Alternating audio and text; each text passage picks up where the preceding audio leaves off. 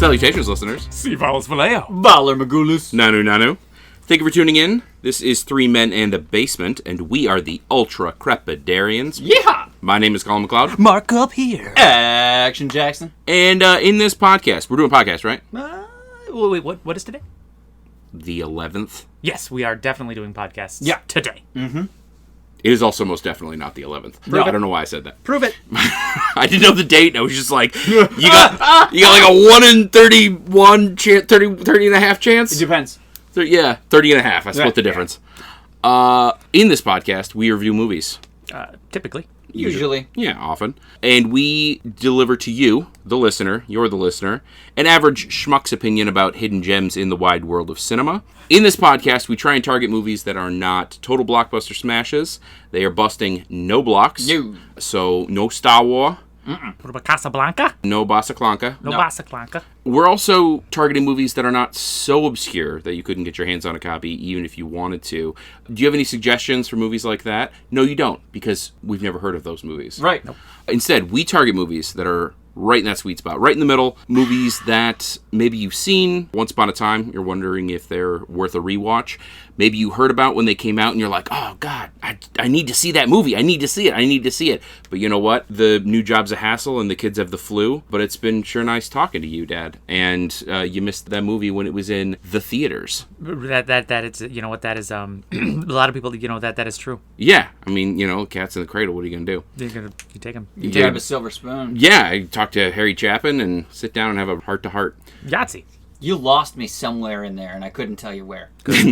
I think it was right about the point where we talk about how we review these movies. Oh, yeah, that was it. And then we deliver to you our opinion about whether you need to track them down and watch them. Yeah, we'll let you know. Yeah. We'll give our opinion, maybe, if you're good.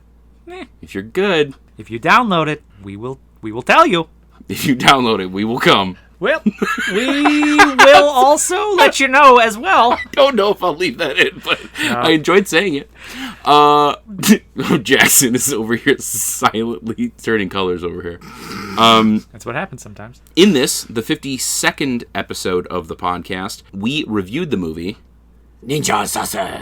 Ninja Assassin. Ninja Assassin. Do you guys remember AskANinja.com? Yes. Yeah. Yes, I am Ninja, he is Ninja, you are Ninja too. Yes, it was that before the or after? best. Was that before or after Ask Jeeves? It was after Ask It was Jeeves. after Ask Jeeves. It was contemporary to Homestar Runner. Yeah, Newgrounds and E-Bomb's World. It was in that. Oh, back in the maybe day. a little bit, just a hair later than those, but in that ballpark, like before YouTube had really sort of established itself as the gold standard for video sharing. Yeah.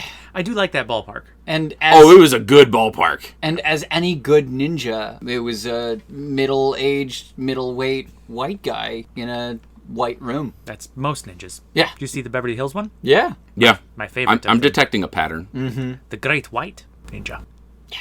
The Great White Ninja said in a Scottish accent. Okay, so Ninja Assassin.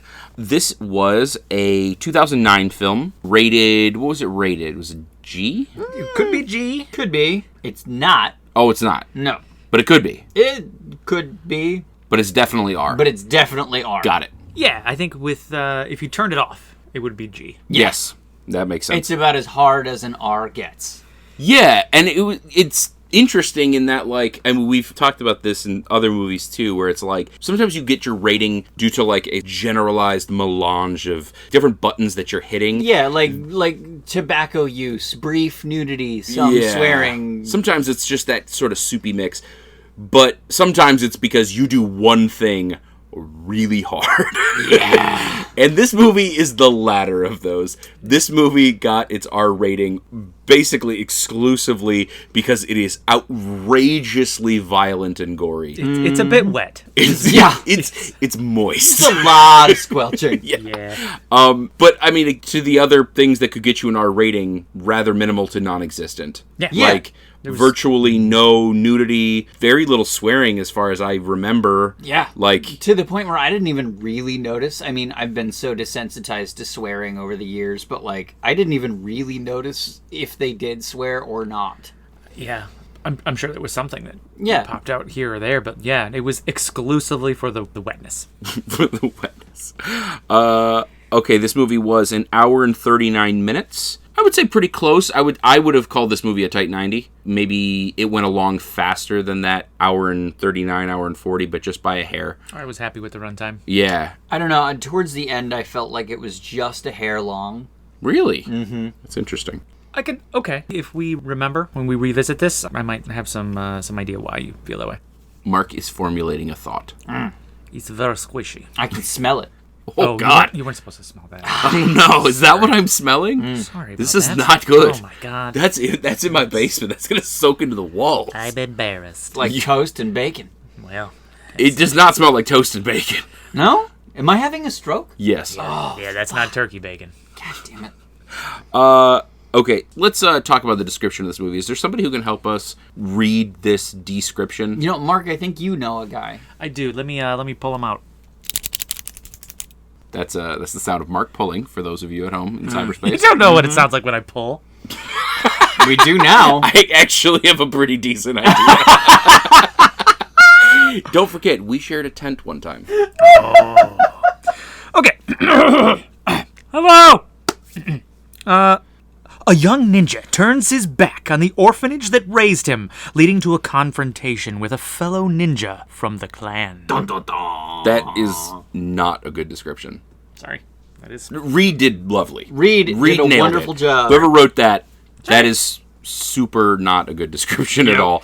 There are several points of that, while not incorrect, are like happened. tremendously misleading about what the actual arc of this movie is. Yeah. I mean, it'll do for now. It will do for now, but I'm gonna say right now I'm taking umbrage with the fact that they describe the orphanage that raised him and confrontation with a fellow ninja. Yeah. And I will describe more in detail in spoilers why I take issue with those particular parts of this description. And if you want to listen a little bit in spoilers, we'll give our own, maybe if you guys are cool with it, flavor of a spoiler-free description. Yeah. Yeah. Just in case people want to hedge, we'll leave the spoilers blah, blah, blah, as the separator, and then we'll give our little ditty. What genres do we have here? So this has 3 genres: martial arts, action, and thriller.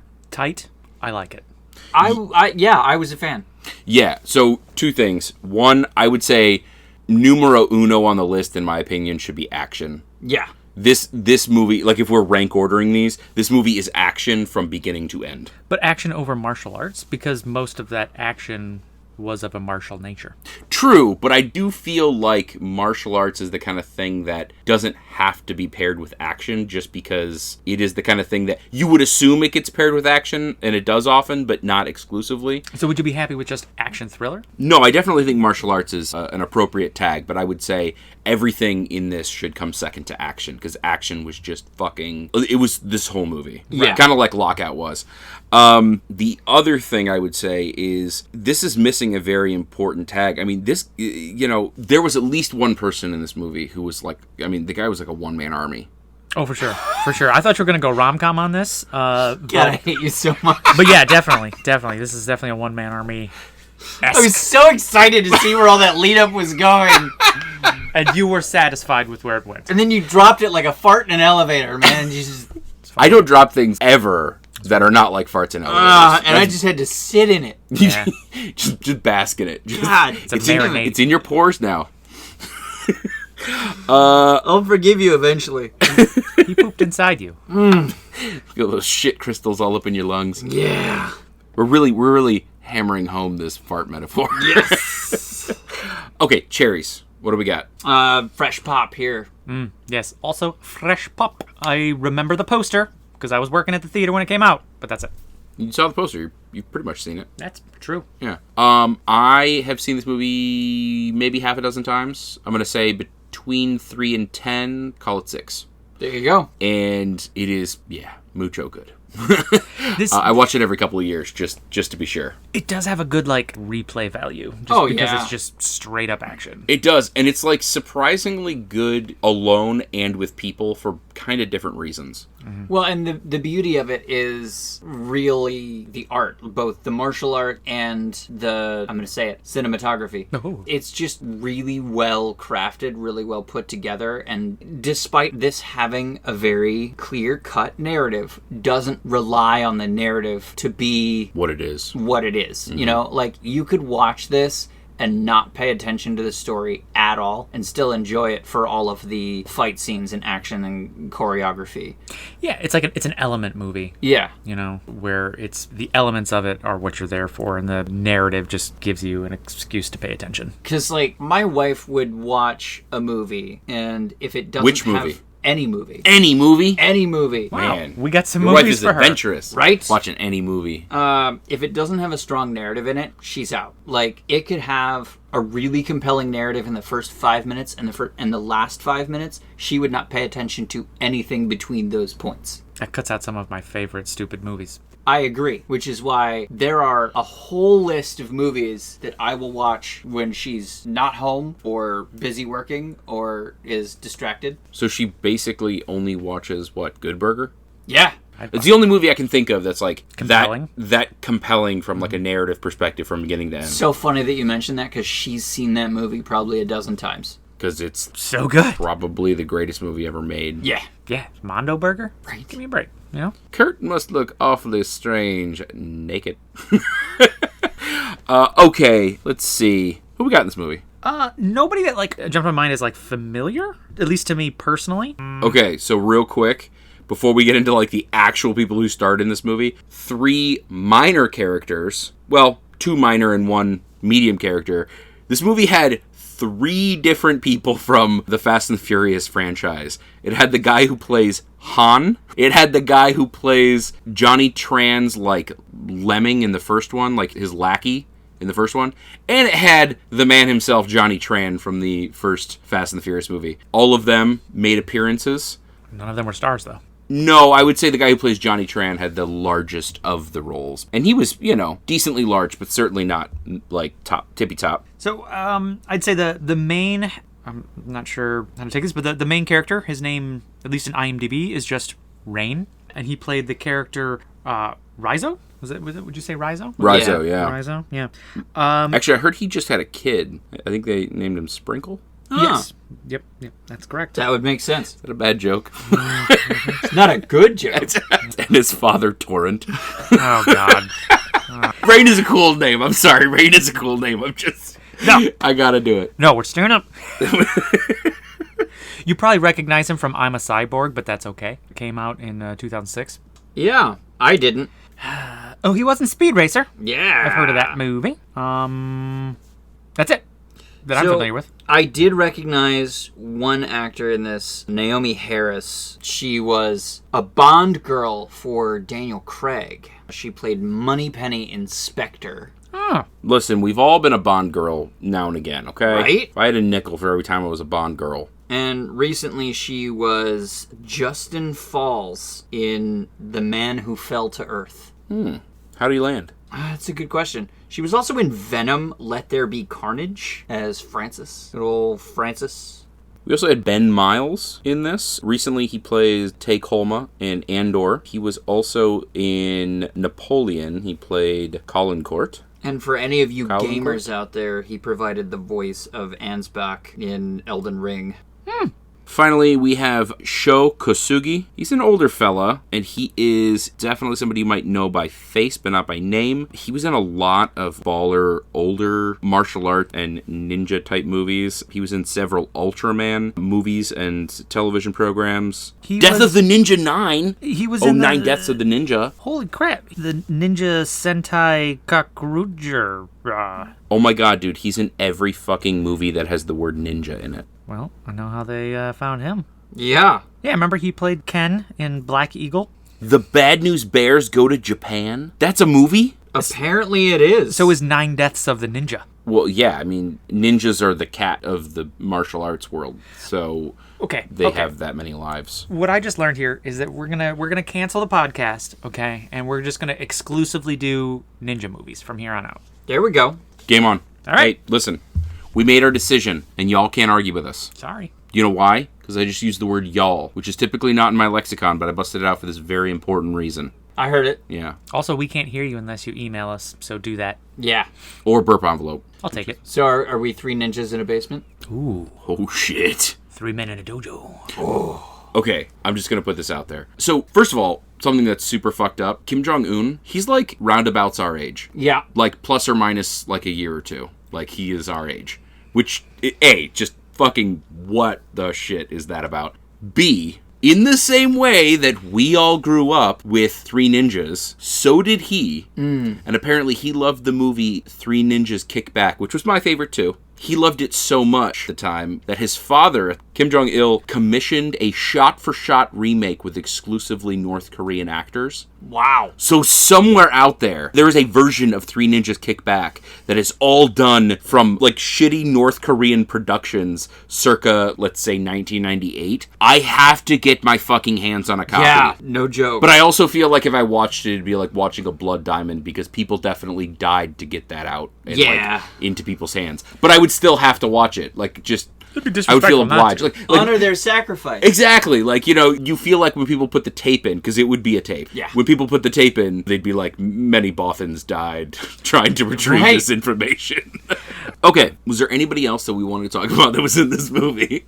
No? Good. Moving on. Would we recommend this movie? Yeah. Yes. And unless you got a problem with, like... violence. Copious amounts of blood. Yeah. This is a pretty dope movie. Yeah.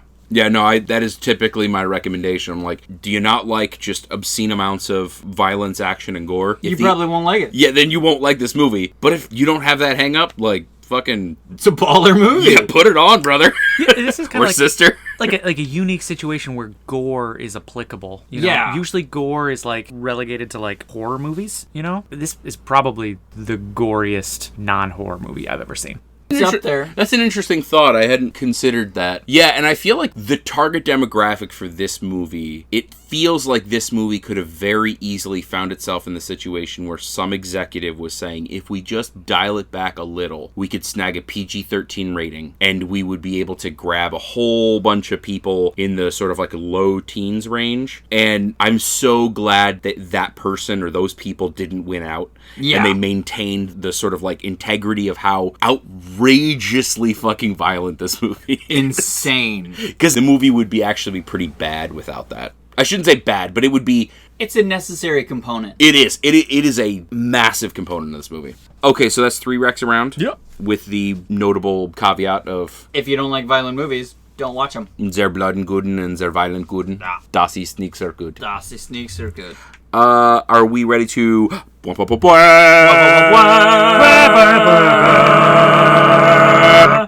Yeah. That was tight. All right. I like that. All right.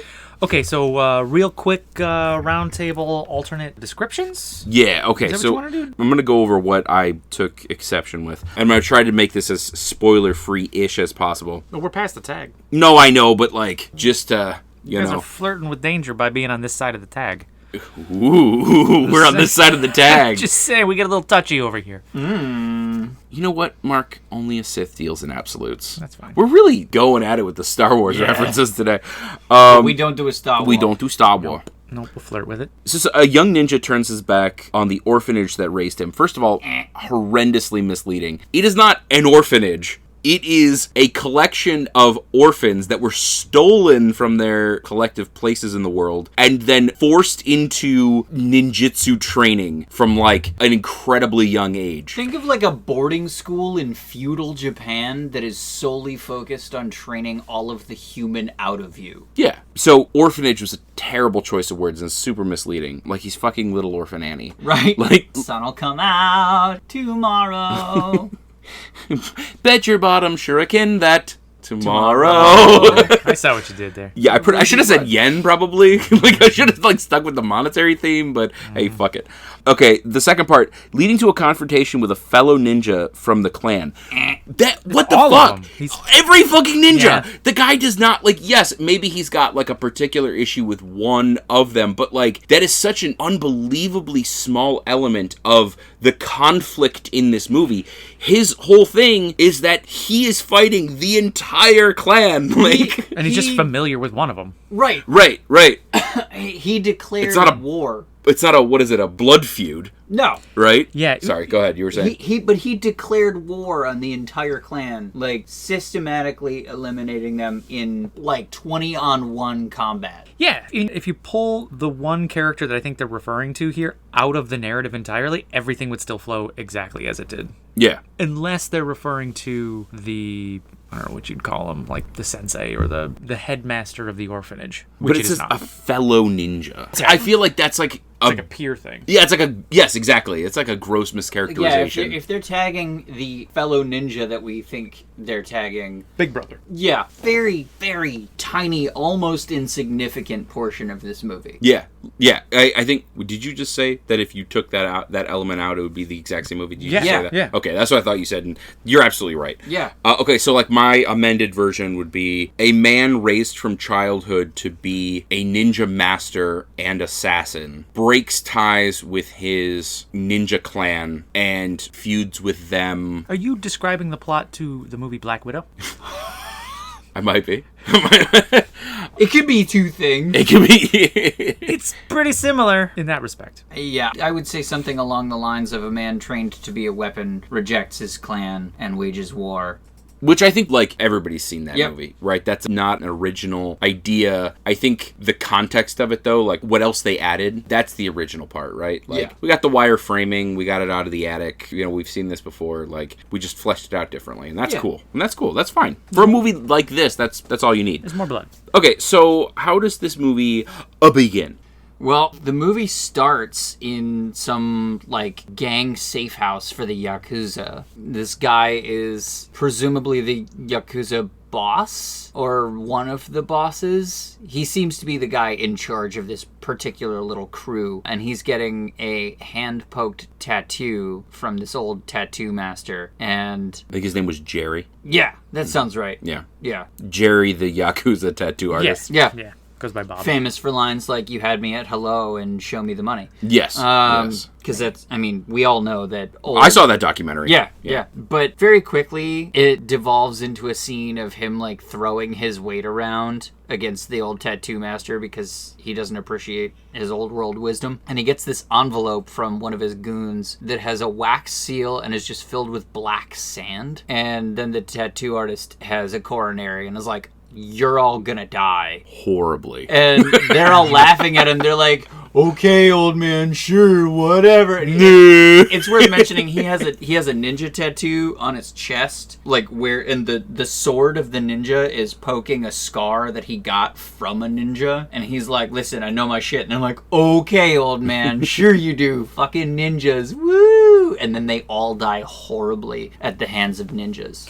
And that's when we knew what kind of movie we were in for. Yeah. Because Yeah, they didn't wait long. But like when the first guy, when the top of his head separated from the bottom of his head. Yeah. And then, melons were split. yeah, it landed on the ground and he was still blinking. You're like, okay, buckle up, guys. Yeah. Limbs were flying. Blood was spraying. It's a pretty sweet scene. It's a good way to open a movie. Awesome. And so one thing, we'll discuss it a little bit more later after we're done, like, actually walking through the narrative, but, like, one thing I think is helpful information while you listen to us describe the narrative is this movie took an amazingly creative tact, and that was they decided to sort of, like, blur the line of reality. They blurred it pretty hard, and they injected just a small element of, for lack of a better term, let's say magic. Yeah, fantasy. Supernatural abilities. Yeah, and it was like just over the line to the point we were like, okay, maybe, okay, maybe. They weren't unaware that they were doing it, but it makes for a more fantastical movie. Oh, yeah. And so, like, the ninjas in this movie, they appear to have abilities that are, like, supernatural, but again, they do it in such a way that's just dipping a toe over the line. You're like, maybe. And so, like, examples of this are just, like, disappearing into shadow. Just melting into shadow. doing this thing where like a chain will come down and somebody will just sort of like alien style just zip up into the shadows in the rafters, and then their body parts just fall. Yeah. That kind of shit, right? I think the most egregious it got with it was like the healing. The healing, yes. But even that was treated with some like reverence. Yeah. They never used it as like a get out of jail free card. Maybe you could argue toward the end, we'll talk about that, but like, it allowed you to like just accept whatever you saw. Yeah. Throwing shurikens like they're coming out of the muzzle, like a fucking howitzer. The muzzle of like a Thompson submachine gun, like, and then the other thing, I actually made some notes on this. One of the other things is the damage. The amount of damage that like individual bodies take and still keep going. Again, it's absolutely outrageous. It's egregiously over the line. But it's the kind of thing that like it makes for better cinema. Yeah. And especially this kind of movie. So like if you're the kind of person who's sensitive to that shit at all, you think you might be rolling your eyes when you see something like that, just know going in, that is what we're describing. That is what this movie entails. And like, don't get your knickers in a twist that it's like, oh, you couldn't do that. Like, it's like physically impossible. And it's like, easy, guys. Easy. It's the same kind of thing as like Crouching Tiger, Hidden Dragon, where like it's fantastical enough that you can just accept anything that comes after it. I mean, they're fucking flying in that movie. A little. I do think like this movie tried to be a little bit more reserved with it. Like in Crouching Tiger, they're quite literally like flying through the air, but they're not like healing themselves magically either. So I think it just manifests differently. Yeah. Yes. Martial arts and fantasy. Yes, you make a compelling case. I do think this movie tried to like be a little bit more restrained, but you do make a very compelling argument. One thing that I will say is like there are tons of legends and lore about ninjas, right? And their almost supernatural ability to blend and disappear. And so it felt to me like they were taking like ninja legends and ninja myths and adding some reality to them. Like, yeah, they actually can do that shit. Like, oh shit, you should be scared. Yeah. What if all of the things you ever heard about ninja were true? Right. Yeah, and it treats it almost like a comic book movie where like it's super stylized. Which makes it so badass. Yeah. Okay, so that intro scene basically served no purpose other than to show that the ninja are super fucking badass and they can slaughter an entire room full of people with guns basically without effort. Yeah, they did set up an important callback in that scene that you would have missed if you weren't looking. Correct.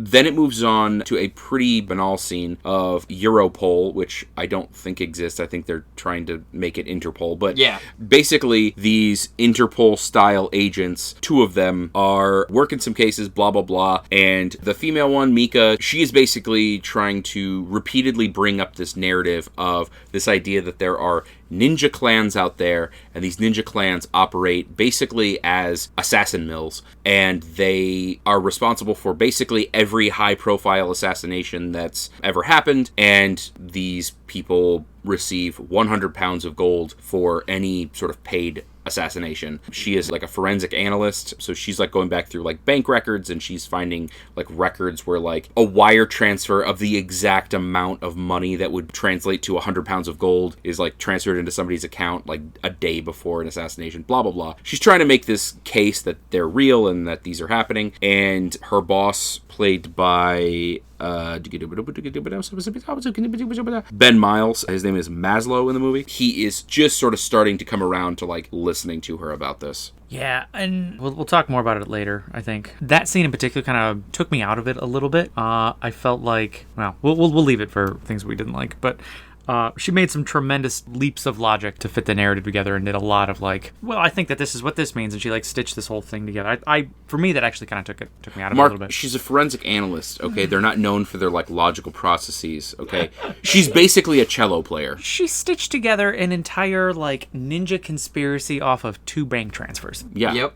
Yeah, that forensic analyst, right? Yeah. That makes sense to you? That's what they do. Yeah. Did she say analyst? I thought she said like forensic researcher. She was a forensic researcher. Oh, researcher. Yeah. Oh, it's even worse. Basically Jesus. a librarian, I think. Basically, yeah. Jeez. Should have been next to Brendan Fraser in The Mummy, for God's sake. Yeah, can't trust a librarian. You don't trust librarians. No. Ever. We all know that librarians are bad. Yeah. Yep. That's just a thing. I can say that because she's not listening. That's what Alex Jones told me. Yeah, and he's great. Seems like a reasonable guy. He's the one that tipped us off to the gay frogs. There's gay frogs again? Yeah. Oh my Yeah, god, it's again. contagious. It's contagious. They lick you once. It's in the water. Meanwhile, snap back to reality. Whoop, there goes gravity.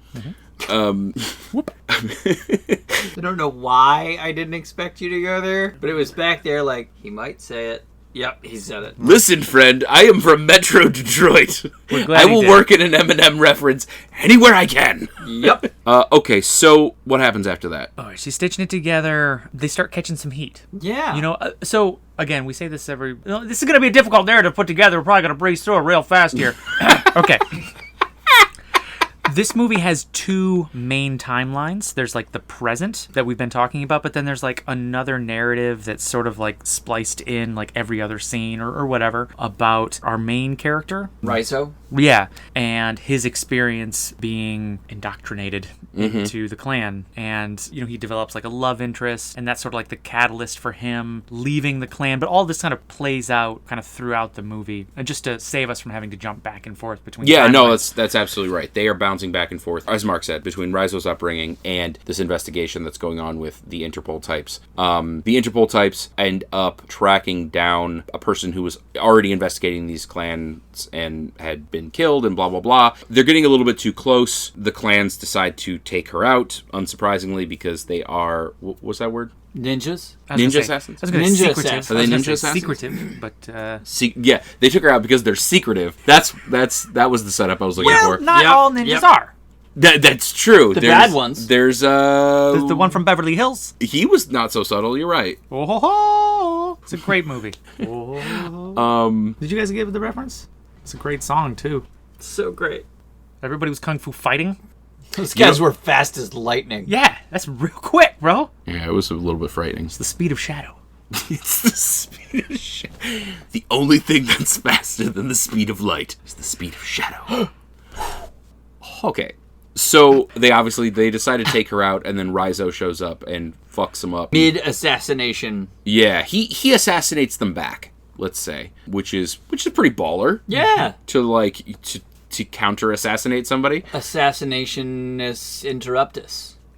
That is the Latin term. That's Wait, would you say that she was assassinated? Ooh. assassinated. Unsascinated. Anti-assassinated? Anti-assassinated. Unassassinated. Counter-assassinated. I kind of like unsascinated. Unsascinated. It's a bit sassy. Anyway. Okay, so she was unsascinated. And is unsascinated a band? I love that we are sticking with that, and yes, it is. Unsascinated. Stick around. Now you have to. Well, because, like, unsascinated implies that she was assassinated and then, later, it was reversed somehow, yeah. Anti-assassinated is, like, the opposite of assassinating. Counter-assassinate. I think she was counter-assassinated. I think she was counter-assassinated. But unsascinated has like a ring to it. I mean, It does. It also does have like the connotation of was not assassinated, because I mean, can be, it's a flexible prefix, because it could be like undoing something or unspoiling something, right? Because if it's unspoiled, it was never spoiled to begin with. But foiling an assassination attempt is different than counter-assassinating, which is assassinating the assassin before they assassinate. Okay. Okay, we got particles and we got anti-particles, okay? So, we're just talking about some assassins. We got... Okay, let's continue. Okay, We got pro-assassins and neg-assassins. muons, gluons, and unsassins. Yes. So now she and Rizo are hooked up, and they're bopping. Yeah. They're doing their thing, through Berlin, which is a city in the Europe. And So that's why it's Europol. Yes.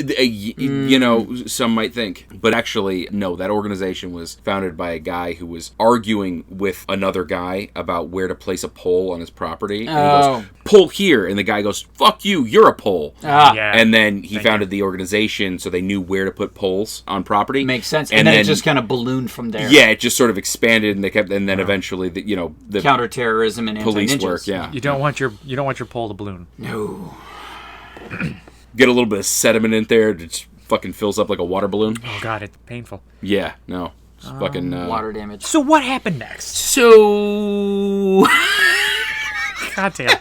Okay, so meanwhile, Raizo's growing up. There's not a lot of development. It's basically just like... He gets the shit kicked out of him on the reg. They beat these kids until they act like ninjas. Which is like, is that all I need to do to become a ninja? Maybe Holy I need shit. to have my ass beat more often. Yeah.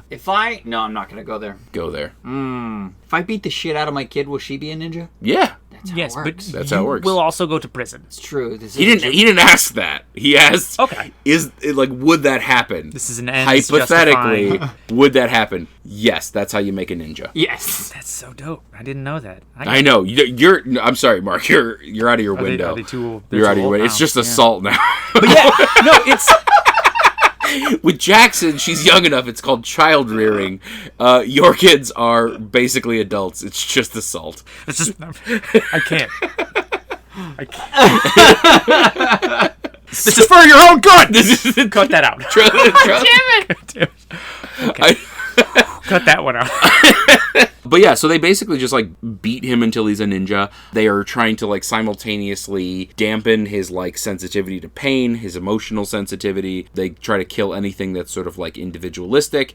And they also try to basically make him, they even call it out explicitly, they make him hate failure in every form. Hate it a lot in others and hate it most in yourself. They just whopped the person out of him. Basically, yeah. It's kind of like a very amplified version of what militaries do, right? It's like tear down the individual to build up a member of the team, right? The core. Yeah, there's like a quick scene where he's supposed to like walk across this floor without making a sound, and like the floor creaks just a little bit, and he gets the bottoms of his feet like lashed up, you know? So he finishes the exercise successfully, you know, leaving like blood footprints. It's a crazy scene. Yeah. So, okay, should we stick with one narrative and then flip back and forth? Because it's going to be difficult to follow if we're jumping back and forth.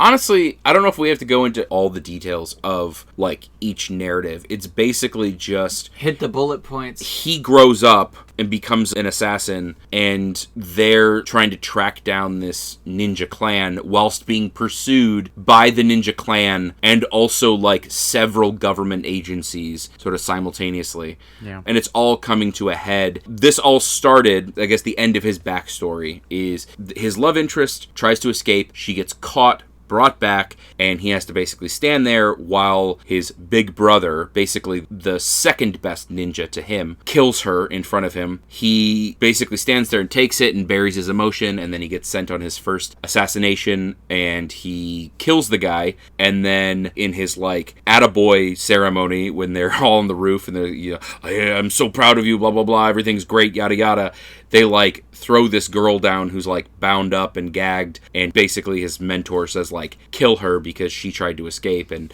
everything comes flooding back to him, yada, yada, yada. He ends up fucking slashing up his sensei's face, and then it's just all-out war. All carnage. And he just starts fucking people up, and they're fucking him up, and he ends up, like, basically getting slashed up and thrown off this roof into a pool, and then he escapes, and then basically ever since that event, they've been pursuing him. And then years on, the timelines sync up. Mm-hmm. They're doing their Interpol bullshit, yada yada. They're marching through, yada yada. I mean, I think we can probably skip a lot of the minutia. Yeah. They end up back at the sort of a clan hideout in Osaka. Osaka, like up in the fucking mountains. It's pretty badass. Oh, it's awesome. Like, you want to talk evil bad guy lair? Top notch. Yeah, top 5 at least. I mean, it's set in the side of a mountain, and there's like a cliff on one side, and just one road going in with a rickety little bridge. Like, I mean, it's no like planetoid-style satellite with like a ray that can blow up planets,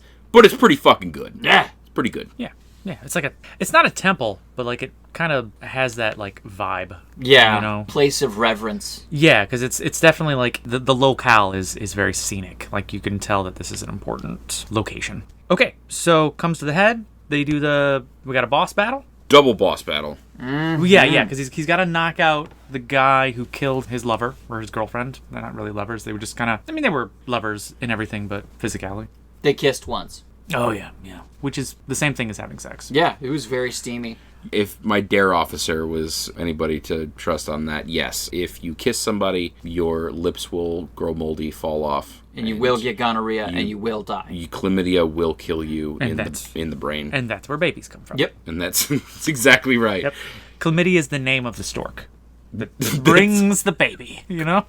Chlamydia the stork. I feel like Caw-caw! Chlamydia the stork is maybe a band name. Chlamydian stork? It has to be like that. Is chlamydian? Chlamydian is probably not a word, but Is it like Catfish the Bottleman? Yeah, or But like way dirtier? or like Bob the Builder. or the clapping stork? Chlamydia the stork. Yeah, I like it. I mean, I don't like it, but I like it. I feel like that would be a band that would only release like hardcore progressive rock concept albums. And they only drop a song once every 9 months. Right. And they do drop it. And they do drop it, yeah. They fly over and they just throw down one LP. Just scratching. It's just scratching the whole time because of the chlamydia. So, I feel like it's not the first time Mark in his life has said because of the chlamydia. Like No. that's been a feature, right? no, that's a tagline. I got it on a bumper sticker. That's because of the chlamydia. That would be a good bumper sticker. Honestly, if you saw that bumper stickers because of the chlamydia, listen to 3 Men in a Basement podcast. Like, yeah, I'd be curious. Yep. I'd scratch that itch. I'd scan that QR code. Okay, boss battle. Now we got a secondary boss battle with the sensei. Much less anticlimactic than the first boss battle. Actually, pretty dope. Super cool. I don't think either of them were particularly anticlimactic. I thought they were both fucking baller. Well, when you compare second boss to first boss, you could tell that second boss. Oh, you gotta amp it up. Yeah. Yeah, there's more magic, I and think, it- in the second I think boss battle. When you've got two boss battles right next to each other, and maybe you're right that the first boss battle also had its own merits, but that second one was just so much more stylized. Well, and there was so much more writing on it, too. I mean, his mission wasn't over after he killed Big Brother, you know? My big brother was just a jerk. Yeah. He's just a jerk. As they are. But that fucking finishing move was fucking sweet. That was Like, awesome. Raizo's weapon of choice is basically this, like, hooked blade on a fucking, like, long-ass chain, like a 20-foot chain. And he ends up slicing off Big Brother's fingers. This guy's played by Johnny Tran. And then he, like, fucking pierces one of his hands with the blade. Somehow wraps up both of his hands with this blade piercing. And then wraps the chain around his neck and, like, pulls in a way that forces the guy to, like, shove the blade into his throat. But very slowly. Yeah. Yeah. Like, the guy's trying to resist, and he's pulling the chain from behind. And it's just sliding right into his throat. And it's just, oh. Very wet. Of all of the violence in this movie, that one got me. That was pretty brutal. Okay, second boss battle. Dude, so stylized. Like, I felt like I was playing Mortal Kombat, you know, Yeah. when they were, like, setting it up. We had the fire in the background. It was beautiful. When I mentioned earlier that this felt like a comic book adaptation, sort of, that's why. Like, it was scenes like the setup to that boss battle. You Dude, know? there's one part of the final boss battle so fucking badass. I shouldn't say one scene, but one clip within that scene where it's like, you know, it's all paper walls, and there's like this backlit paper wall, and you see their like very, not crisp, but like very fuzzy silhouettes, each with a sword in their hand, and they're just fucking going at it. And every once in a while, you just hear like a wet slice, and then like bright red, like Mark said, comic book bright red style blood just fucking like sprays across the paper. You know, sorry, I didn't finish your thought before I... No, jump in. let's go ahead. A couple other movies that came out roughly around that time that also sort of used that, like, hyper... Ooh, can I guess what you're gonna say? Sin City. Yes. And The Spirit. Yes, those two movies. Yeah. You know, that, like hyper, what's the word I'm looking for? But, like, saturated... Yes. You know, blood spray. Really, really aggressive contrast and Yes. like really, really bright color. Yep, those were the two movies. Yeah, right? The very similar vibe. Were they both Zack Snyder, too? Could have been. Like, it was very I don't similar know to... if The Spirit was. But I think they both came out around that time. Yeah, actually, specifically, like, even though there's a lot of blood splatter in those movies and it has that same kind of vibe, but, like, The Spirit's tie, Yep. it was that color red, that blood. Not all the blood in the movie, just in that scene. In that Like, scene, they were yeah. really trying to drive it home. Beautiful. Yep. Okay, so as you probably suspect, he's not successful. She comes in and finishes the job. No. Or no, No, she just shoots him once, and then he she kills saves her. him, and then he comes around? Yeah, that's right, because he... Yes, he did. Yeah, but he would have lost had she not jumped in. Right. Correct. So, Correct. yeah. So basically, he's fighting with a handicap. Yeah. Yeah. She gets stabbed, and this is where I mentioned earlier that like get out of jail free card moment. It looks like she's dead because she's been basically stabbed in the heart. He puts his hand on her chest, and like she doesn't magically heal, but like through his influence, we're like kind of led to believe that like maybe he impacted her surviving. To their credit, they don't spell it out. Yeah. Right. So it leaves it like, oh, did he do that? Or which is fine. That's right where they should leave it. But yeah, the medic runs over and he's like, I don't understand. She should be dead. She got stabbed through the heart. And then she very quietly goes, my heart's over here, and points to her right side, which is a callback to the first part of the movie where the tattoo master was like, had it not been for a defect from birth where my heart was on the wrong side of my body, I'd be dead. Mm-hmm. And many times they mention like she has a special heart. Yeah. Yeah, totally. Like I said, I've seen this movie probably about half a dozen times. Believe it or not, this was the first time that I noticed the like dude in the beginning talking about his heart on the other side kind of like thing. And I was like, oh, that's why they're doing it. Mm-hmm. I also feel like because I kind of turn this movie on casually sometimes, like I'm not always super dialed into like the very beginning. It's the kind of movie I've watched the middle a lot. You know? Right. Okay, and then, so we're at roll credits, I would say, yeah? Yeah. Yeah, he climbs a wall after the dojo or the temple or the, like, what? Orphanage. What do we want to call it? Yeah, the compound, if the you will. orphanage. Yeah. Yes. And he has this, like, moment where he's, like, recollecting his past love, and I think that's where it, like, ends on something. Yeah, he's looking at the valley and the river running between the valley and knowing that it's one of the last things that Kiriko, his love interest, saw before she was captured and brought back. So, Things we liked. What did we like about this movie? Cinematography, fucking amazing. Let's talk about that for a bit, because that's a huge point for me, too. This was a beautiful movie. Okay, one quick question, though. On the topic of cinematography, this movie had like a grainy, almost looked like a grainy filter on it. Is that reflective of just it coming out in 2008? Or do you think that was like an intentional vintage... Bleh? I think it was a conscious choice, based solely on the fact that a lot of the movies released during that period, that era, were very heavy on light bloom and overexposure. This one strayed away from that, so it stood out among its compatriots. For example, Sin City and Spirit, both very clever, creative, and unique in terms of cinematography and the way it was shot, the angles, the light bloom, the saturation, everything. So this one very clearly stood out amongst those, which is the only reason I'm saying that I think it was 100% intentional. That's true. The other thing is, almost this entire movie is shot in the dark, and that definitely plays a role. Yeah, and it really helped to like provide contrast when we did have the splatter effects, when we did have the weapons. And I think weapons and should be its own separate thing. We're talking about cinematography right now. Yeah.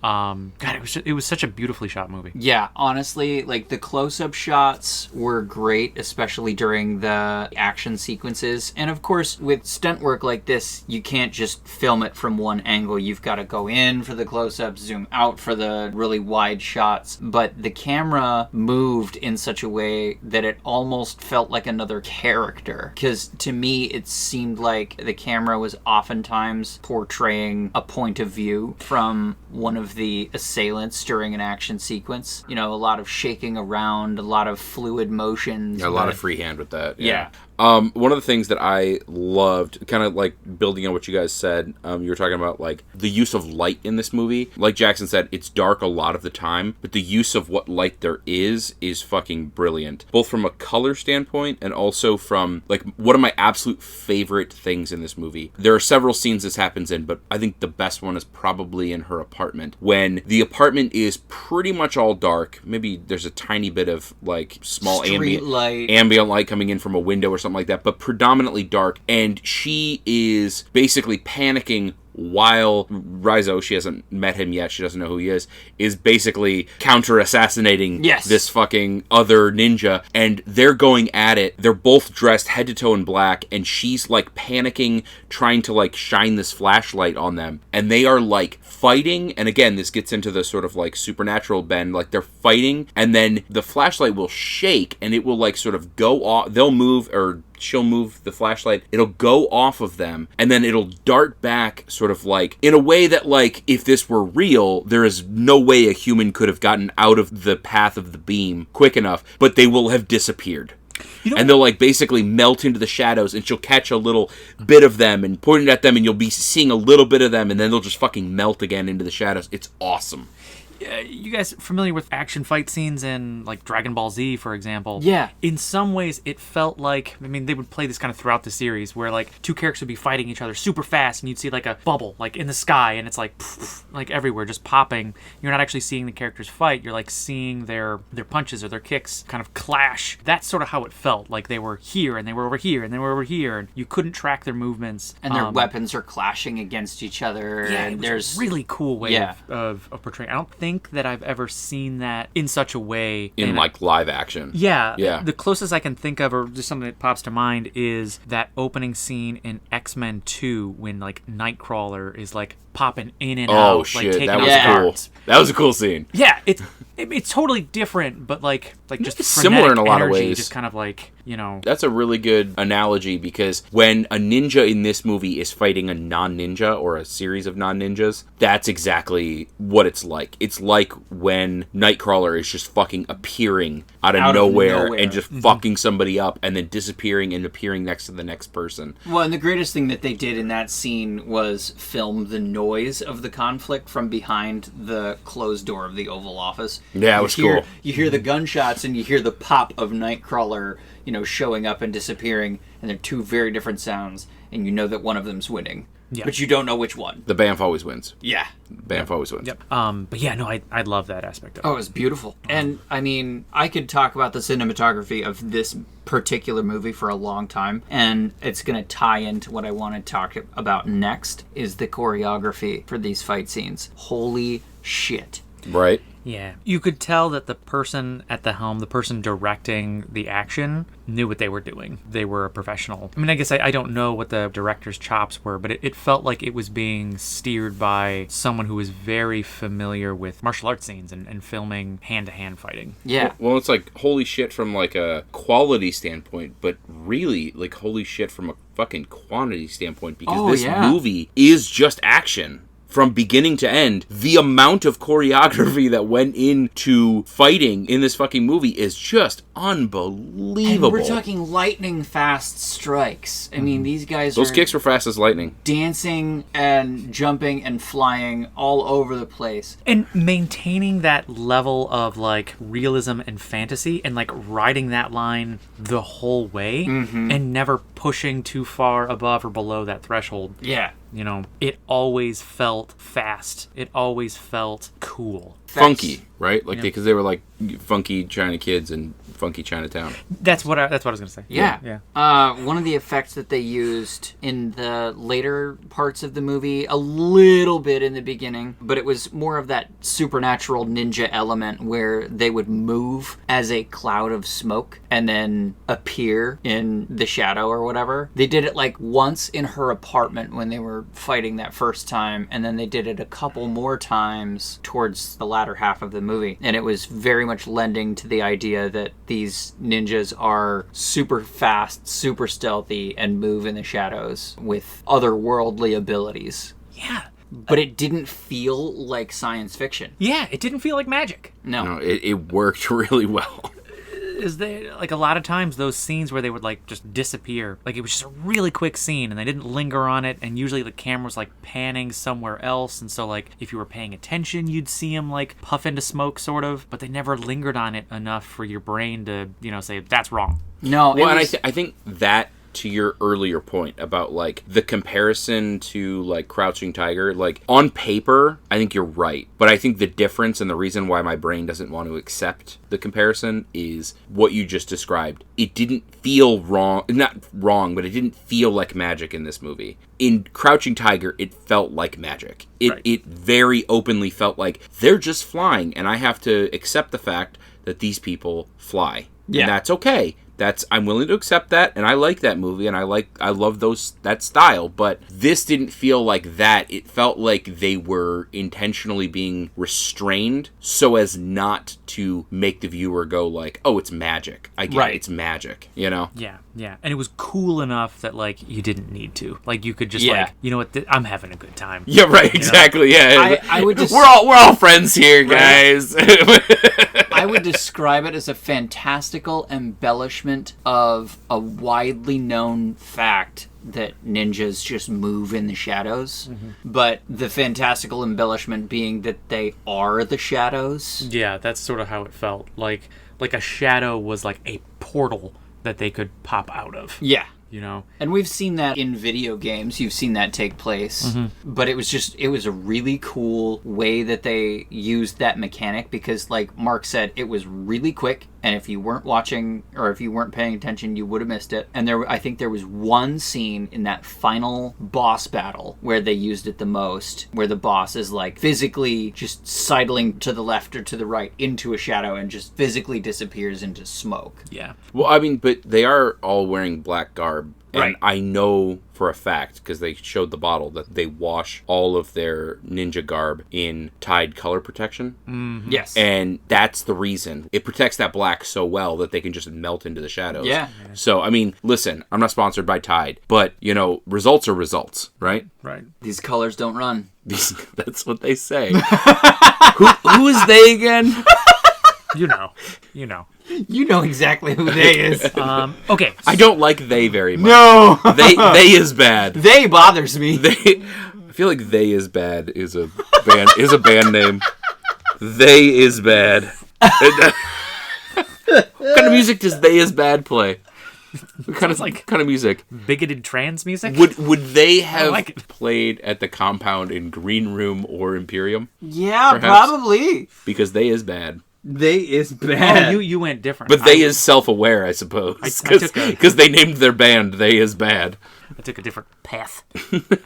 Okay, so another thing that I really liked that fits right along with this. Initially, I thought, hey, are they using CGI to depict the weapons? At first, in the beginning, I'm thinking, oh, they don't have to do that. These weapons are cool enough without it. By the time the final boss battle rolled around, I was there for all of it. You know? Yeah. Like, they absolutely CGI, but they use it so sparingly that actors, the choreography was not CGI'd. It wasn't like a Matrix where they're like rubber dolling, you know, rubber necking back and forth. It was just like the shurikens. It was just, you know, maybe the sword had a little bit more flair to it. I think probably every scene with like the blade and the chain that was like whipping around. That was the big one. Because, Yeah. like, that is, like... You can't film that. No, what's funny is, like, I used to love those shows where they talk to, you know, masters in some such martial art. And it's funny how universal everybody is like, any type of hinged weapon is fucking useless. Yeah. Like, never go with a hinged weapon, ever. You won't be able to predict its motion. It's just terrible. It's all terrible. And, like, a fucking blade on a chain, whilst wicked cool. Super awesome. Completely impractical. Just the worst weapon you could possibly select. And so, like, just for practicality reasons, they almost had to make that CGI. Yeah. Like, you could not have that thing whipping through the air. It would take so many fucking takes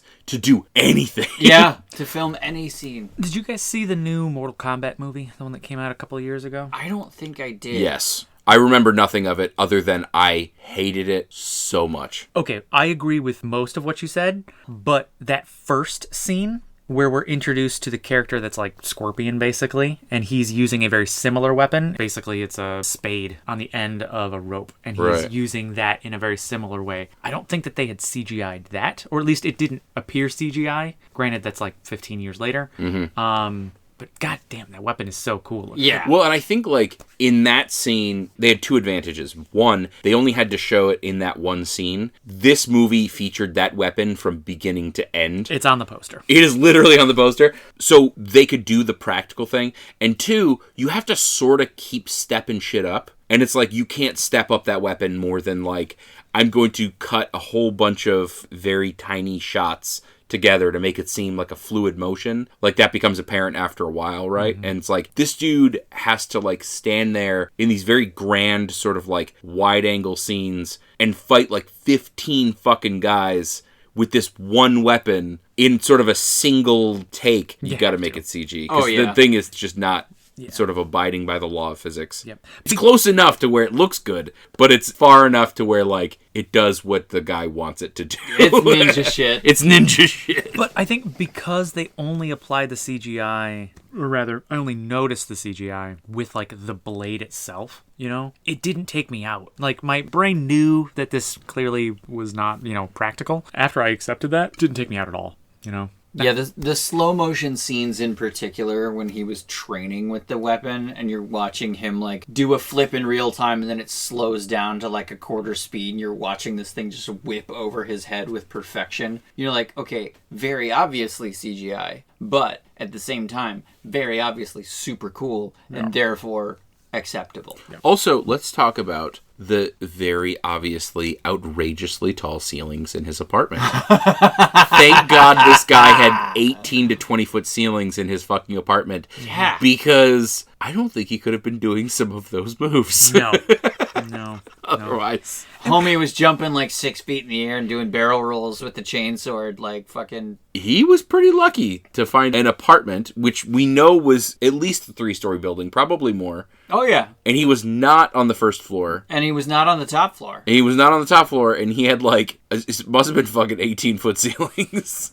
Depending on the angle. You know, Yeah. sometimes they were more like 7, but sometimes, yeah. And what was that? There was like a sword, and I don't know if I like just saw it incorrectly, but like it seemed like one of the ninjas had a sword that had like a blade that could sort of like go back and forth on the I forget what that's called. handle? Is that a real thing? Yeah, no, it's a real thing. That same weapon was featured in the movie The Seven Swords, which is a pretty badass kung fu movie. Kind of recent-ish. Like, I want to say like 2004, maybe? But it's like about these 7 kung fu masters that all have their own sort of... So actually, I don't even know if they're masters at the beginning of the movie, but they all end up with their own sword, and each sword has like its own sort of like ability. You know, one is like just this brutal fucking sword that can cut through anything, you know, and anyway, one of them is that the blade just slides back and forth through a tube, and it can be a fully sword on one end, a full sword on the other end, or halfway between, and it's sticking out both ends like Darth Maul. So cool. Oh, that was it's awesome. I'm forgetting what it's fucking called, though. It's got a special name. Anyway. Mucho cool. What else? Okay, I'm just gonna like go ahead and put down that, in my humble opinion, and it's humble because I'm a humble guy, okay? Very few people are as good looking and as humble as I am. It's true. Okay. There are few better action movies out there than this. Oh, Bart, yeah. This is the cream of the crop, in my opinion, when it comes to action movies. I think there's probably going to be some age bias in that. I think if you're like 70, you know, you're probably going to have a different opinion about what the best action movie is. And I'm not saying this is the best in the world, but I'm saying like I put this on a list with like Predator and like T2 and like all amazing movies. And I would say those are, in my opinion, I would put those as better movies just all around. But as far as like their action specific stuff, like With a capital A. with a capital A action, this boxes in that realm. Yeah. Yeah. Very different. You know, we're not talking guns, you know, which I think when you think action movies, a lot of times nowadays you think guns. Guns and explosions. This was just brutal in a sweet way. You know, I don't know. Okay. What else? Okay, along those lines, it is gory in just the best way. And I know we've talked about that, but I feel like it bears repeating. Yeah. Like, it's gory, but just fucking, it's awesome gory. Yeah, because it's not realistic. Right. Not a chance. I mean, you're watching guys' limbs fly through the air. Yeah, we're here to have fun. Yeah. All right. Are we ready to move on to things we didn't like? Yeah. The only thing that I didn't like about this movie, and again, it gets a pass because of how awesome the action is. I felt like the main actor, the lady, some of her lines were just garbage. Dude, that's so funny. I had the exact same thing. Like, she's not a very good actress. No. Like, I feel bad saying that. It was rough. I know she's probably trying her best. So there's a lot of, like, overacting in this, but that's part of the game. Right. Like, the main guy, Rizzo, and, you know, his master or whatever, sensei, they overact like fucking crazy. But it's their character. Like, they're supposed to be like that. She was just pretty bad. She's supposed to be the normal person. She's supposed to be the viewer, basically. Yeah. And yeah, there would be like weird bits of like exposition that felt forced. She came to startlingly accurate conclusions based on very little evidence. I feel like what you guys are describing is writing, though. I think her delivery is the problem, right? Like, I think it's both. I think yes, you're right. Some of the exposition was a little clunky, but I do think like a better actor in place would have been able to take that clunky dialogue and make it seem less synthetic. Forced. Yeah. Yeah.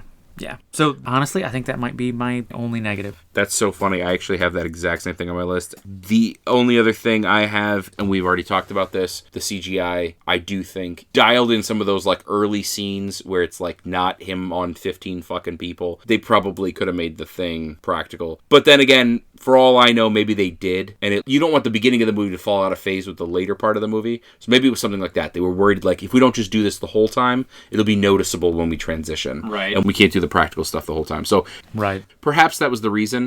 But I do think it would have been cool to watch somebody just fucking jam on like a real thing for a little bit. Is there anything else we didn't like? There was one scene in particular that I didn't like. I have a hard time with this because it had some of the coolest shots. Like of tequila? Yeah. The chase scene, as it were, where they're literally running through the streets. Oh. And he's like bleeding all over the place, limping on one leg, running from these ninjas, and they're just running through open air, diving over cars, jumping over buses, doing ninja shit. And I'm like, it had some of the coolest camera shots and the most unique action shots, but I was just like, really? You're kind of like, that's not your playbook. Like, that's not what you do. Yeah. You disappear. You are not seen. And I agree with you. I think they could have solved that with, like, just one bit of dialogue. Because, like, my brain wants to make the connection, like, okay, he just slaughtered, like, fucking dozens, if not more, of their brothers, quote unquote. Like, he just hauled off and fucking annihilated a bunch of them. Maybe they were so angry that they, like, forgot their fucking code and they just wanted to chase this guy down and fucking kill him. Yeah. But to your point, I shouldn't be speculating that. They should have just summed that up in one little bit of dialogue, right? Like, get him at all costs or something silly like that. Yes. Like we're abandoning our... I wrote down ninjas in the streets. I'm a ninja in the streets and a samurai in the sheets.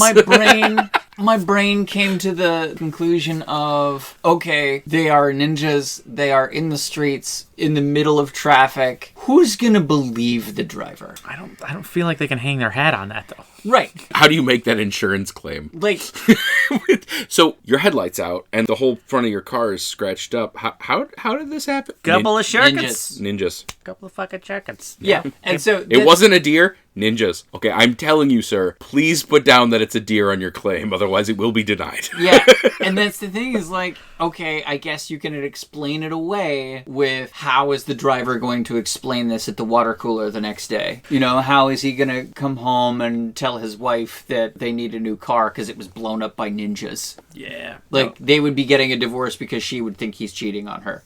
His gambling addiction's back. Right. But it's not the viewer's responsibility to explain away things. No. And so that scene, despite the scene where he like dove through the two oncoming cars without hitting the mirror, which was super awesome, and the end of that scene where he's almost about to die and then the car just slams into both of them, that was pretty fucking cool. Dude, when he's like in a full sprint and that truck is coming at him and the truck like slams on its brakes and while it's still inching forward, he like jumps at it, pushes off of the front of it and just does a front flip like in place. Yeah. And lands. Like he takes all of the momentum out of his sprint by jumping at, pushing off of this truck and then doing a standing front flip and then landing. It was so baller. He arrests the truck with his momentum and uses the truck's momentum to carry him into a front flip that lands him facing his opponent, which was super fucking awesome. Yeah. But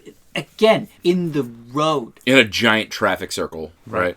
And up to this point, we were led to believe that, like, nobody even believed that ninjas were a thing. Right. You know, and now we have ninjas are a myth, and now they're in the middle of the streets of Berlin. Yeah. Yeah, which is a song? Ninjas in the Streets of Berlin? Yeah. Ninjas in the Streets of Berlin. Yep. That's not a band, but that's definitely a song. Maybe written I feel like that's Unassassinated wrote that. Oh, yeah. Yeah. Ninjas in the Streets of Berlin. Ninjas in the Streets of Berlin. Full title. I believe that song is a part 2 to Leonard Cohen's First Take Manhattan and then Take Berlin. I feel like Ninjas in the Streets of Berlin is like a 9-minute song. Oh, for sure. Like Rush's Priests of Zion. Yeah, it's a rock opera. Yeah. Because how are you going to take London or Berlin? Ninjas. Right. You need ninjas. Yeah. And they're going to have to get around. So, I mean, streets are the obvious choice. Oh, is we are the priests in the Temple of Syrinx? That was Rush. And that song is like 11 minutes long. Because it's a two-parter with like a 3-minute instrumental in the middle. This is definitely mostly instrumental. Yeah. You know, maybe a few cowabungas. I don't know. I'm just hearing like a 3-part violin trio doing their thing, and then they just stop hard and go, Cowabunga! And then Dragon Force starts playing. Yeah, I'd listen to it. Yeah. No.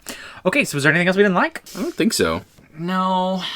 That was pretty much my only hang-up. There was one small thing in her apartment when they were fighting. There's always one small thing in her apartment, Yeah. okay? And I can't make it any bigger. Yeah, because that was like a wiener. Oh, yeah. I can make it Because it's a dick joke. Got it. I feel like you didn't find it funny, Jackson. I feel like there was some sarcasm there. Yeah, that was a good wiener joke. Mark, I think he's judging us. Wow. How dare you? You never judge the wiener. You never judge the wiener by the bun.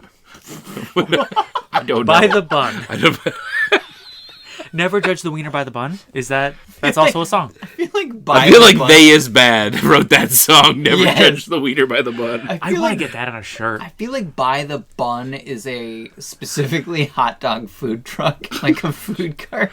By the bun. That's a fucking shirt. I know. Yep. I feel like that's a good phrase too, because it's like, you know, sometimes you get those wee bitty hot dogs, and you get these like monster buns, and it's like. But I'm also picturing. It's not the hot dog's fault that the bun is freakishly large, but then sometimes you get these like the Costco dog and the little the foot long like things, and then you get these like little ballpark buns, and it's like, well, that's not appropriate either. Well, you know what they say: you never judge a wiener by the bun. No, you never judge a wiener by the bun. That's a thing. Okay, I'm sorry. I feel like you had a cogent point that you were making. The only thing that bugged me, other than that one scene in the streets, which really bugged me, was when they were fighting in her apartment and they were being so careful. They were being quite cat-like, and then they just fucking destroy her desk. I'm like, well, now it's officially a crime scene. Like, you were so careful to leave no trace, fucking ninjas, and then you just destroy her desk, and now there's signs of a struggle. At some point, you just got to call it quits. Yeah. And say, you know what, we're fucking up a desk. Right. That's it. That's it. Fucking up the desk. Fucking up a desk. There's no way around it. I feel like I could use that at work, and it would translate pretty well. You get like really frustrated. You start walking out back. Where are you going? I'm going to fuck up a desk. Are we ready to move on to Don Quixotes? Yes. Yes, we are. Right to jail. Right to jail. Straight to jail. All right. Who's starting this? I'll kick us off. Oh, shit. Okay, so I'm going to save my absolute favorite line from this movie that I actually don't have a lot of reason to ever bring that up in my daily life, but I want to quote it more casually. Anyway, I'm going to bring that up a little bit later. Okay, so the first one was her partner, the Interpol guy, when he's starting to believe her and they're starting to sort of feel the heat from investigating these ninja clans a little bit too closely. He says something to the effect of, I've investigated world banks, organized crime, drug dealers. I've never felt this kind of heat. And he just like looks around, you know, all paranoid and goes, over fucking ninjas. We've all been there, you know. Which, I do love that they take that tack of, like, it's not like he just is buying into this. No. Just, like, right away. It's just like, over fucking ninjas? Really? This is what's bringing the heat? Well, what's cool about that line, too, is, like, this is not a comedy. No. But occasionally they, like, look at the camera. You know, they don't. But, like, that's basically them looking at the camera and, like, winking. Right. Womp womp. It's a fucking ninja movie. So, my second favorite line, which I actually do work this in kind of casually in my life sometimes, is during his first true assassination, he gets sent to take out this guy, this very large Australian guy. I mean, this dude is big. Basically Kingpin. Yeah. Yeah, that's exactly right. And he goes in, he's like dressed as a waiter or something like that, and this guy, he confronts him in the potty. Mm-hmm. And he walks up behind the guy while he's washing his hands, and he's got this, it's basically a fucking, like, it looked like a throwing knife. Yeah, it's basically like a straight piece of steel with an edge. It kind of looks like an X-Acto knife almost. Mm-hmm. And he just fucking like has it in his hand and just kind of punches his hand to the side and stabs it into this guy's neck. And he does it like quickly, right? And the guy like puts his hand up and the blood is just shooting out of his fucking neck. Gushing. He just like turns around and confronts this kid that just stabbed him in the neck and just goes, "That kind of tickled." God. This is a death blow in any other movie. Yes, No, yeah. absolutely. It is It would have literally been an instant drop. Just the knife goes in, comes out, the dude just falls, and 30 seconds later dies. yeah, No, like this dude- literally opened up a fucking artery in his neck, and he just like, "That kind of tickled."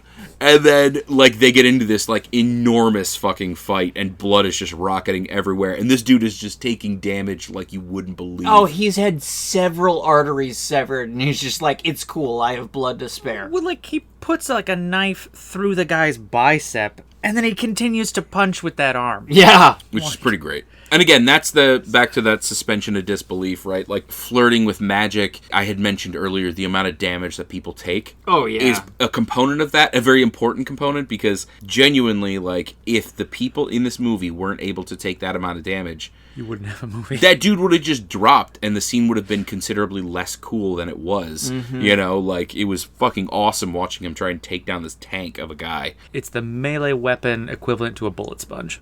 Yeah. Okay, and my last line, which is my favorite, and I have no excuse ever to use this in my daily life, unfortunately. My favorite line in this movie is when they are initially fleeing from her apartment, and he basically says, you know, they're tracking us. Like, they're coming after us. They have all the techniques, all the abilities to find us. And she goes, like, I don't see anybody back there. And he goes, they're coming. They've got our scent. And she goes, they've got our scent? Like dogs? And he just looks at her all serious. He goes, no, like wolves. And you're like, oh, so good. Chills. Like, no, like wolves. Just badass. Yeah, how do you ever work that into a conversation? No, it's not really like, I mean, as a person who, like, 60% of my communication is movie quotes, that is a very challenging one to just sort of Very like, rare. walk yourself into. Yeah, you don't see that window of opportunity unless you manufacture it. I mean, I've only been hunted probably 6 or 7 times in my life. Oh, yeah. But when I'm being hunted, I'm typically alone. I don't have somebody else to sort of set me up for that line. Right. And be like, we're being hunted. It's right? not fair, really. It's not fair that you're not able to exercise that.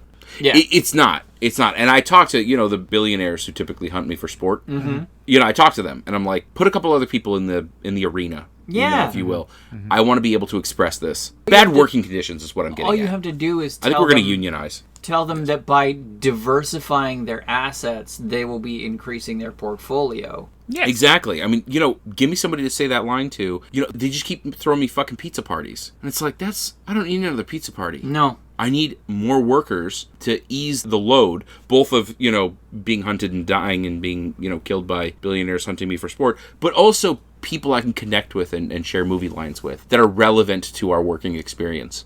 Exactly. Your fellow working class needs to get equal opportunities. Yeah. Like dogs. No. Like wolves. See? Perfect. Right Yep, there. yep. Right there. I'm going to set you up for that as often as I can. You go, Jackson? Yeah. So I've got a few, which is to say that I have 7. 7. My first quote comes from a scene where he is talking to Kiriko, his little love interest. Actually, Mark, this one ties into one of your quotes almost seamlessly, so I'll let you deliver it first. Oh, okay. All right, so I'll just drop this one in here. I guess we'll go back and forth. So there's a scene. Okay, this is in one of the flashbacks, and this is as their affections are like starting to sort of like express themselves, I guess. And man, I forget the exact setup, but she makes the comment that everything has a heart. She's being very compassionate towards what was she helping in that moment? A bonsai tree. Yeah. They're pruning bonsai trees as a part of their daily ritual, daily habits. And she snips one of the restraining bands for that bonsai tree so that it can kind of grow as it wants. And she makes the comment that, like, everything has a heart. And he just, like, very stoically just says, I don't. Just really dismissive. Yeah, he's kind of a Debbie Downer. Yeah. Yep. It's like, get a handle on that guy. Right? Take some Prozac. Well, he never, like, expresses his love for her ever outside of, like, that kiss. But even that, it felt like I'm not supposed to be doing this kind of thing. Yeah. So he's always kind of pushing her back a little bit. Yeah, he couldn't deprogram himself to the point where it wouldn't be on his conscience. Yeah. So yeah, I don't. And then immediately following, she does this really cute thing where she just like leans in and listens to his chest. And she says hello to his heart, kind of quietly under her breath. And then she looks at him and says, "It says hello back, that it's happy to meet me, and it misses you." So what? You have 6 more quotes? Yeah. So my next one, he's doing the typical hero thing where he tells her to stay in the car. She pulls out her gun and like gets it ready, and he says something to the effect of, "That won't help." And she's like, "Well, that's all I got. I once took a Tai Bo class, but that is the full extent of my kung fu abilities." Billy Banks would be proud. Right. Flirting at like a comedic one-liner. Yeah. She's just like, "Well, I can't kick the shit out of these guys, so I'm going to use what I got." I know Zumba. Right. And my last line is from the same character. She's trying to explain to her partner what is going on and what needs to happen and what's about to happen if they don't, right? The bad guys are on their way and everybody's going to get fucked up if they don't listen to her. And she says, "You're not even listening to me." And his response was, "That's because you're not saying anything worth hearing." God, I want to use that line. Right? Like, oh, that one bites. Which, like, it's so good because it makes you hate him. Yeah. And then, like, immediately they go into the office and he's like, "Yeah, this is all just a show. I'm still on your team. For them, I have to convince them that I'm on their team." Right. It's pretty awesome. He's playing, like, double agent of a double agent. Yeah, he's pretty cool. Yeah. Yep. You said that was your last one? Yep. All right. I already gave one of mine away. I've got one more. Which is to say, 6 more. I have perhaps 6 more. Perhaps. But I'm going to round it down to 1. That's how math works, guys. Ooh, it's 6 words. There you Suck on go. that. Perfect. Count. Yeah.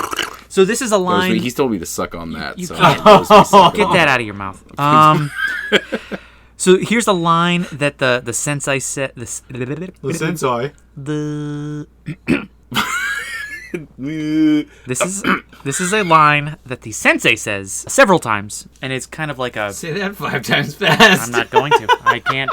I won't do it. And it's sort of like, I don't know, it seems like the motto of their assassin clan, because he says it so often, but he says, "Weakness compels strength.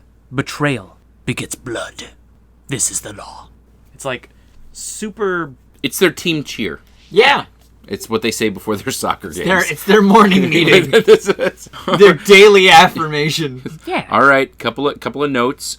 Whoever closed last night, you forgot to clean up. Okay, remember, we're a team here. Everybody just kind of do your part. Okay? Yeah. All right, and just remember, betrayal begets blood. All right, Yeah. Have fun out there. Weakness compels strength, everyone. Weakness compels strength. We all know this. But okay? don't you betray me. I'll believe Day you. 1 stuff. This is day 1 stuff. That's exactly right.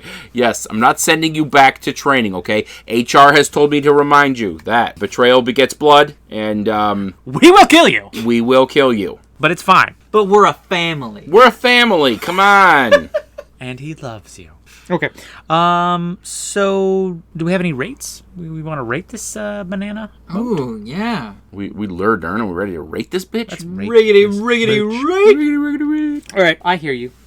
I'll go first. I'm gonna give this a 7.9 blood clots. Wow. There were not a lot of blood clots in this movie. Not a single one. No, I think the only movie we watched with fewer blood clots was Tokyo Gore Police. Yeah.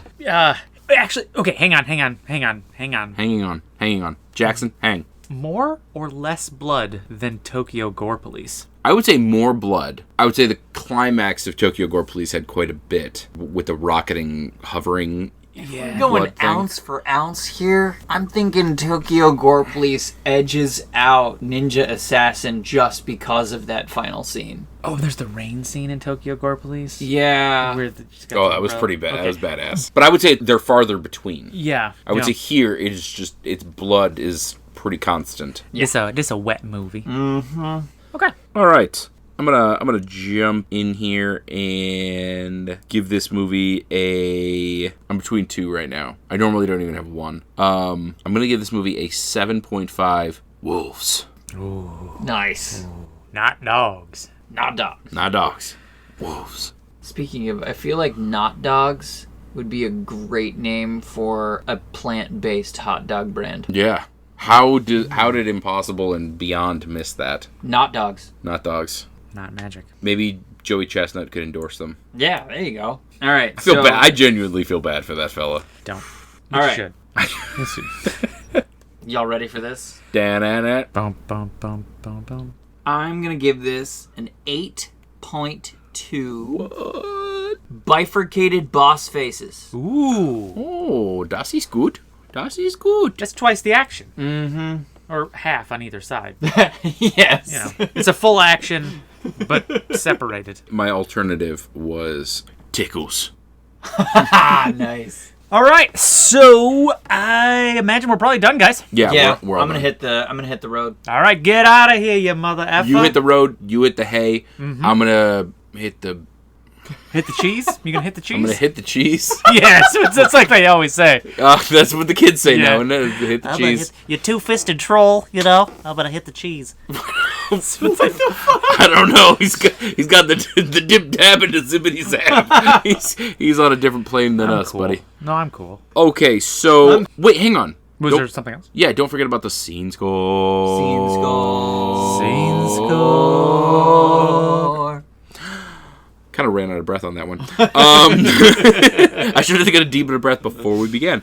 Oh, okay, so thank you to everybody who filled out our movie familiarity survey. Absolutely, we love you. They're great people. We had 8 respondents this week. That is not as high as we've had in the past, which probably means that there's some people out there that are slacking. Yeah, what And the fuck? Listen, guys, listen. I'm just going to say that I'm going to hunt them down. Yeah. Okay? Yeah. As the Grinch once said, I will hunt you down and gut you like a fish. Yeah.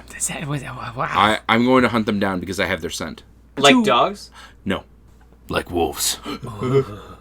If you want to avoid that fate, Fate, yeah. what could they do, perhaps, to Is there get in the some in way club? to mitigate this? You know what? There is a list, and that list has to be bound in blood. Mm-hmm. So you add yourself to this list. It's our mailing list, you might say. And we send you some mail. You fill out that fucking mail. Now, this is good mail. Only take maybe 30 seconds, 45 seconds. It's a single question, and it asks you one thing. Hey, you heard of this movie? That's it. That's all it says. Yeah. And you get a sneak peek at what we're going to be doing here. Was it Jonathan Claymore that was bugging you about Ninja Assassin? Because he knew it was coming up? Yeah, he did. Is that who it was? That John, he's always doing the thing. That guy. He's always doing that thing. Okay, so for those of you that filled it out, your average familiarity was 1.2 out of 10. So kind of low, but not non-existent. Our average score was a 7.9, which Mark will be pretty fucking happy with. Woot. Less than 50% familiarity coupled with our score gives us a scene score of 8.9. That's pretty fucking high, fellas. That's pretty fucking high. But, like, had you never heard of this movie and it just, like, appeared in front of you, yeah, like, this is a fucking banger of a movie that I'm right there with you, yeah. you've never heard of. This is definitely a, like, if you like action, gore, you like kind of pumpy movies, I would rush to see this. Oh, absolutely. Put it high on the list, because it's a good one. It's a good one. Okay, are we done? I think we might be. Well, thank you all for listening. That is all for the All Crap Review. If you have any ideas for movie reviews, or if you want to get involved and contribute to the scene score, and get a sneak peek at upcoming movies by taking our short weekly-ish movie familiarity survey, you can either A, email us at 3, that is the number 3, menandabasement@gmail.com, or you can go on our website, that is tmaab.podbean.com. TMAAB stands for 3 Men and a Basement! Wow, you guys fucking nailed that. I'm just gonna like listen to that over and over. It was aggressive. And our website has all the information on contacting us, signing up for the movie familiarity survey, Buying merch! buying merch, buy yourself a shirt that says fucking don't judge a wiener by the bun. I really want that shirt now. We're gonna have to get on. I'm gonna make that. That's gonna be our slogan. Don't judge a wiener by the bun. Dude, that I'm so fucking happy about this. Like, I just want like an empty ballpark bun on the front that says "Don't judge a wiener by the bun," and then on the back just like a fucking kielbasa. Just oh my god. Just like wink. I don't know. Sorry. Also, we got a tour coming up.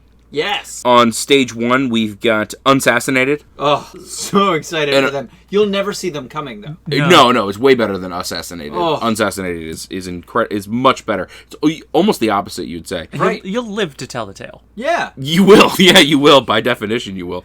And, their number 1 single, Ninjas in the Streets of Berlin, which was, that was a hit. Let's just make a band and name a song that. Yeah. And then on stage 2, we've got Chlamydia the Stork. Now, Very, very unpleasant. Do not make eye contact with that bird.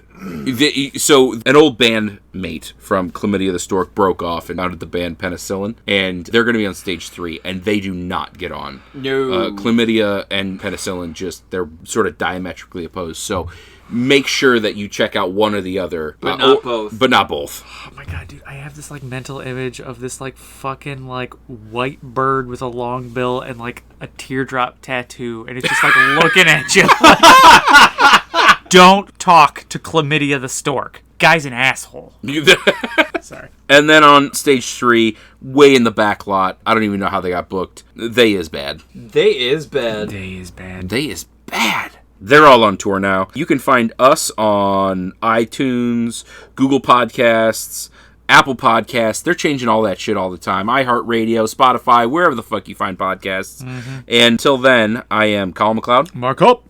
Action Jackson. And we'll see you in cyberspace. Wahoo! Resner. Don't judge a wiener by the bun. That is a really good line.